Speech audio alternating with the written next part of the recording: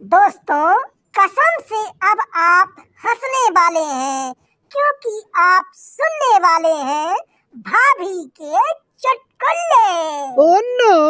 एक बार सास ने दामाद से बोला, अरे दामाद जी, आप 1 महीना यहाँ रुको, दूध दही खाओ, मौज करो, आराम से रहो। दामाद, अरे वाह सासू माँ, आज बड़ा प्यार आ रहा है मुझ पर। सास, अरे कल मुझे प्यार वार कुछ नहीं है, कल मेरी भैंस का बच्चा मर गया, कम से कम तुम्हें देखकर दूध तो देती रहेगी।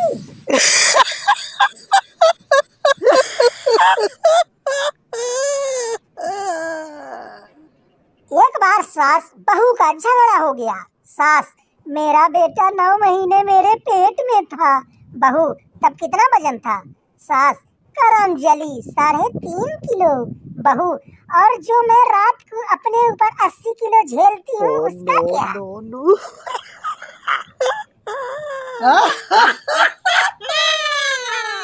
नो! अरे मेरे भाइयों, नागिन डांस का सबसे बड़ा फायदा यह है कि दारू पीकर नाचते नाचते अगर आप उल्टी भी कर दे तो लोग समझेंगे कि नागिन जहर उगल रही है। समझ रहे हो ना? अबे समझ रहे हो कि नहीं? क्या बात है, क्या बात है? Oh no!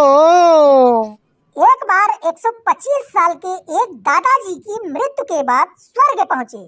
स्वर्ग में खूबसूरत अप्सराओं का नृत्य देखकर दादाजी फूट फूट कर रोते हुए बोले, साला बाबा रामदेव के चक्कर में नहीं पड़ता तो कब का इन सुंदरियों के दर्शन हो जाते। Oh no no no no!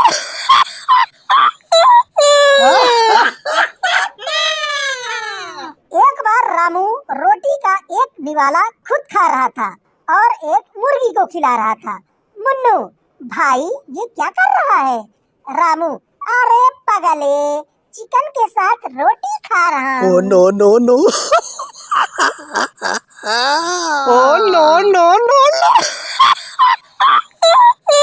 यार क्या बताऊं, भारतीय नारी आज बहुत टेंशन में है। क्या करे बेचारी, कुछ समझ में नहीं आता। मंगलसूत्र पहने हो तो चोरों की नजर और न पहने हो तो साले छोरों की नजर। Oh no!